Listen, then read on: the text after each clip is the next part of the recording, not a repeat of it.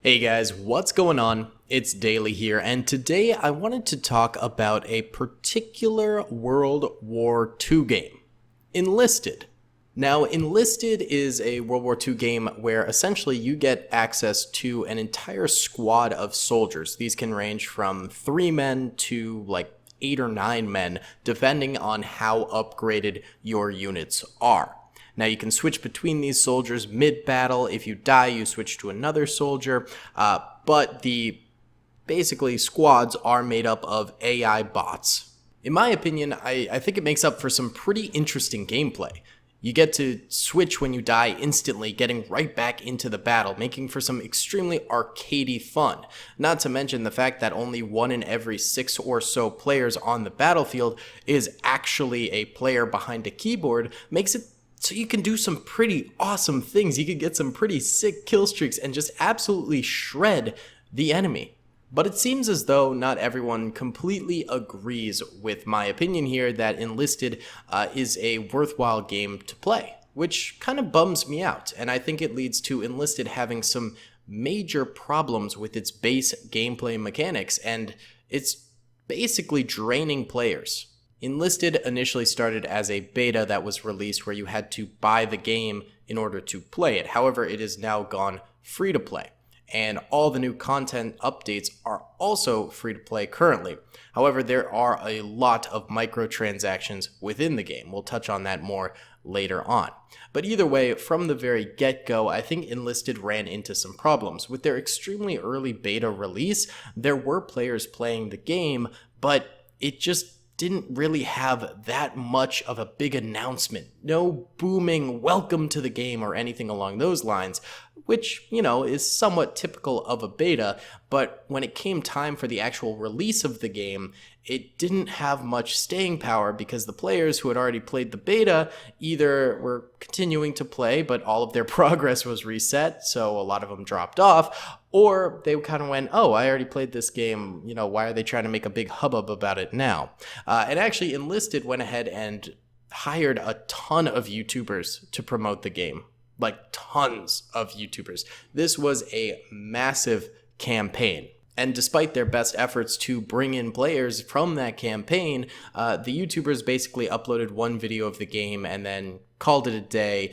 And yeah, it might have brought some people in, but I don't think it really had that lasting effect. So Enlisted sort of trickled in to the scene and then tried to make a big bang, but it was kind of too late and they didn't really grip anyone, especially because there just weren't that many campaigns to play in the game at that time. I think it launched with 3, maybe even just 2. I can't remember exactly. In the beta, there was only the Moscow campaign, and then I believe they released Normandy. So I think there were 2 campaigns that you could play when it officially released, and it just wasn't enough content out there to really get people going. This is definitely one of the first major mistakes of Enlisted, but the game has come a really far way from that point. Now there are 5 campaigns you can play from, and they keep getting better. Stalingrad was the most recent campaign, and it was absolutely phenomenal. Not to mention, April 1st just rolled around, and they released this entire moon base, a German moon base,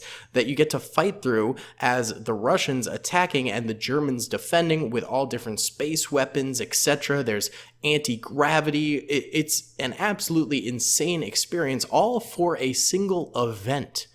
An April Fool's Day event they put this much effort into. By the way, if you haven't checked this out, I highly recommend it because it's super fun. But either way, in terms of content, what I'm trying to say is now the game is fully loaded with content. There is tons that you can play in the game, from all the different campaigns to all of the different events that are happening. So this continues to kind of beg the question right now, why aren't players really playing Enlisted? Well, I think number 1 is a major problem that we already touched upon. The idea that you're fighting bots. Now, I think that this actually improves the game and makes it what you want to play. It's a phenomenal game with really fun mechanics, fast-paced, arcadey. It's basically like a better Call of Duty, in my opinion, for the World War II scene. The gunplay is phenomenal, and the squad tactics makes it really, really riveting. But I think the fact that you're fighting bots makes it a bit of a of a hurdle for some players. I see a lot of comments in the Enlisted game videos where they're like, well, you didn't really drop 100 kills, probably only got like 14 kills, and then the rest were all bots, which is completely true. It's totally okay to not be, super impressed by dropping 100 kills in Enlisted game. It's fairly easy to do. You could do it in most of the games. But I think that people commenting things like that detracts players from actually experiencing the game for themselves. This sort of unimpressed nature leads people to go, well, I don't really want to be like a phony playing Enlisted and having an easy time. I got to go play, Battlefield, COD, Squad, something that actually has you fighting against real players to make it seem like I'm a good shooter and things like that. I think that's a major drawback of these comments, is that it keeps people from actually trying and experiencing the fun of the game itself, because the idea is, well, you're not really doing all that much because you're fighting bots. And yes, that's totally true. And I think that if you don't like fighting bots in games, then this game probably isn't for you. But I think that a lot of people would be surprised by how much fun this bot warfare actually is in the game. It's more of a draw for me than anything else. The ability to sit back and look at your scoreboard at the end of a game and see 100 kills is really, really satisfying. And doing all of these crazy plays in trying to get to that 100 kill point can be a riveting time. Me and my friend Plastic Scott often do a competition during live streams where we see who can get the most kills, and the loser has to do a shot or something along those lines. It ends up being more fun than you'd think to fight against bots, because you can just go absolutely crazy on them. So I think this stigma is really holding Enlisted back from becoming a major player in the market. But I think number 2 is going to be the developers of the game / the producers of the game, Gaijin or Gaijin. I can never pronounce it. But either way, the game is very pay to win at times. And I think that is seriously holding this game back as well. It seems like there's 1,000 ways to spend your money in this game to get upgrades, to get new soldiers, to get new weapons, etc., etc. And if you're just playing for free, it's still very fun, but it feels like an absolute crawl to unlock anything. To get new weapons, some of the coolest weapons in the game, some of the most iconic weapons in World War II, you have to play for hundreds of hours or spend hundreds of dollars. It can be extremely frustrating to complete a 2-hour-long battle on Normandy just to see that progress bar barely go up and you unlock some cruddy soldier that you didn't really want. It's really hard to actually go ahead and unlock things behind these paywalls unless you're just dumping hundreds of hours into the game. And I think that this is the second main problem, is that players who really enjoy this game, such as myself, and enjoy the mechanics of it, aren't staying along for very long because you have to pay money or play for way too long. Now, I understand having to have some way to make money from a free-to-play game. It's obvious. However, when so many of the base game things are locked behind paywalls, or, grinding for them is just such a hassle, it becomes a worse problem. You end up dropping $120 just to get one thing you wanted, instead of just paying $60 for the full game, if you know what I'm saying. And yes, they do have a battle pass, but not only do they have a battle pass, they've also got a bunch of token systems to unlock things that you can pay for. They've also got a progression system that you can pay for to unlock things. They have all of these different ways to spend your money that it's extremely frustrating. And you think you're buying one thing if you do choose to spend money, and you realize, oh, I actually needed this other thing to unlock this. So I think that is a second major folly of Enlisted game currently. But beyond that, there's one more thing that I think is detracting this game from becoming a massive success that it could potentially be. And I think that is going to be the different campaigns. Now, I think the campaigns are super fun, and I love the different maps on them and things like that. However, you have to completely restart your progress for every single campaign. They're all tracked differently. Not only that, you have to go through the progress of unlocking things for 2 different factions for each campaign.